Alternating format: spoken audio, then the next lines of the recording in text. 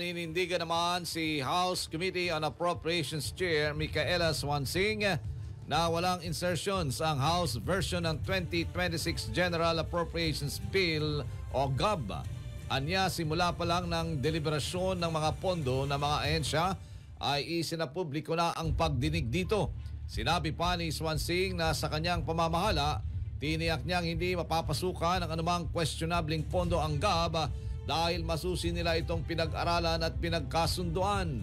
Tiniyak pa ni Swansing na maging ang flood control projects ay hindi na rin napagkalooban ng pondo anumang insertions sa tatalakaying budget sa BICAM.